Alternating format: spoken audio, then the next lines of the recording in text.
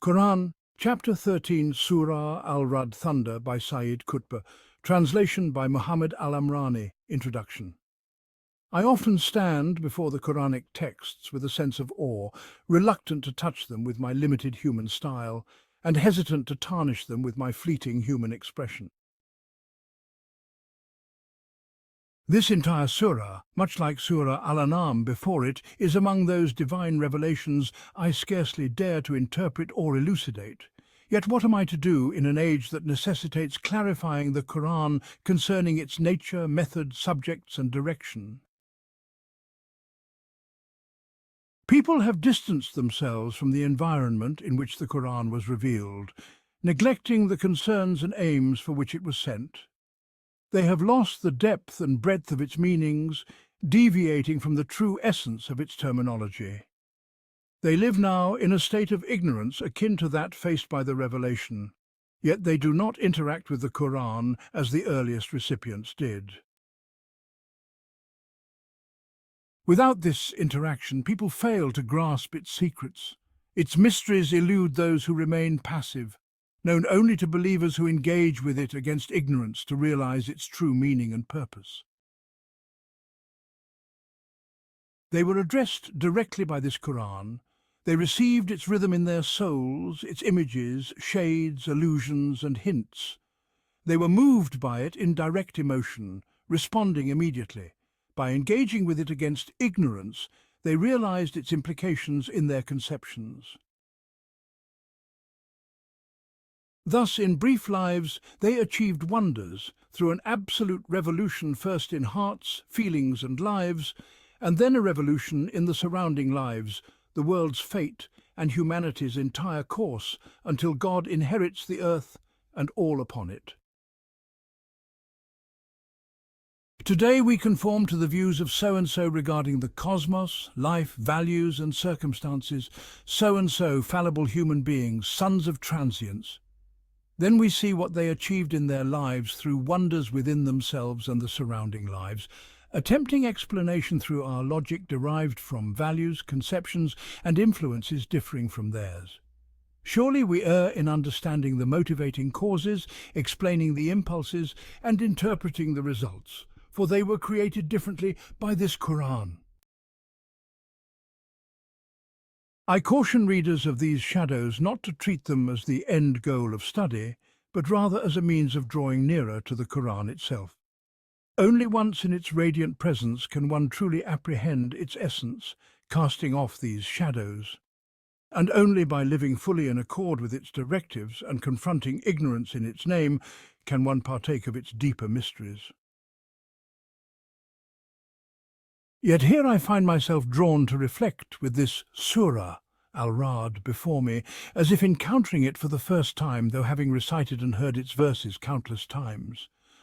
For the Qur'an gives in proportion to what one brings, opening afresh each time in illuminations, insights and intimations resonant with the receptiveness of one's soul. Ever does it appear newly revealed, though committed long before to memory and contemplation. Among scriptural wonders, its verses craft a singular atmosphere sustained from first to last in tone, rhythm and fragrance, filling the soul with imagery, visions and scenes that throng the senses in a dramatic unfolding of feeling and rhythm, transporting the receptive heart to horizons, worlds and eras perceived in vigilant clarity amid pulsing tapestries of meaning. Its verses are no mere words, but Gnostic hammerings imprinting imagery, shades, scenes, melodies and unconscious intimations scattered throughout. As with Meccan surahs broadly, its principal subject addresses questions of belief, identifying God alone as creator and judge in this life and the next, along with revelation and resurrection, etc. Yet this singular theme, with its unified issues, has never recurred in identical mode across those Meccan surahs or later Medinan chapters. Rather, each presentation brings novel lighting, perspective and resonances to vary the emotive impact. These issues are conveyed not as coldly logical arguments concluded in words alone, but framed within creation's total panorama of perpetual wonders, enlightening the observant, discerning soul. for their fresh unveilings never cease. Past disclosures shine ever more radiantly in new knowledge's light. Thus do these eternal issues remain vivified amid nature's inexhaustible festival of signs. The Surah leads the human heart across expanses, horizons and depths, unfolding the cosmos in all its awesome dimensions. Exalted firmaments upheld without pillars, sun and moon in obedient courses, night overtaking day, and the outspread earth with its growing, flowing vegetation, orchards bearing diverse fruits and hues, waters uniting all yet each identifiable, thunder and lightning inspiring awe and hope, angels worshipping in humility, clouds heavy with bounteous rain for valley planting while spent froth is scattered, leaving what benefits mankind. It pursues the heart wherever it turns, with God's all-encompassing knowledge embracing both the outward and inward realms, tracking the fleeting and the enduring, the concealed and the wandering. Every living being is scrutinized down to its most intimate thoughts and stirrings. Hidden mysteries beyond the reach of conjecture stand unveiled before God's sight, as does every female's carrying and what the wombs may conceive or contain. Glimpses are afforded to human faculties of that vaster power imbuing visible and hidden creation, manifest and obscure, present and beyond. Yet this much alone overwhelms contemplation with awe, as overpowering as the glimpses remain. Depicted in vivid, pulsating scenes unfolding across horizons are parables, scenes of resurrection, pleasures and punishments with the soul's agonies, therein reflections on the ruins of bygone ages and the fates of departed souls under God's way that passed them until they vanished. Such are the Surah's topics and questions, cosmological vistas and inner reaches, beyond which lies the artistry's astonishing attributes. Its issues are framed within the panorama of creation.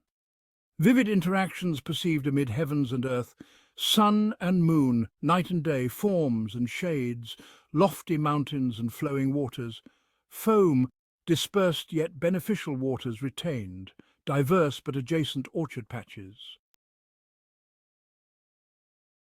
These interactions permeate all meanings, motions and destinies therein, conceptual oppositions integrating with sensory counterparts into a cohesive atmosphere. Thus, exaltation upon the throne contrasts with solar and lunar subjugation. A further harmony in delivery's tone, as it is nature's atmosphere too earthly yet spiritual, mentions womb dwellers, then immediately says, "And what the wombs contain, and what they spill forth." Wombs enriching and multiplying counterbalance valley waters and vegetation, illustrating the profound coherence within the Qur'an. Such are the reasons I stand before this surah, as I often do before others, in awe of touching its sublimity with my limited ephemeral expression. Yet engagement remains this age's necessity, living as it does outside the milieu of revelation. In this we seek God's aid alone,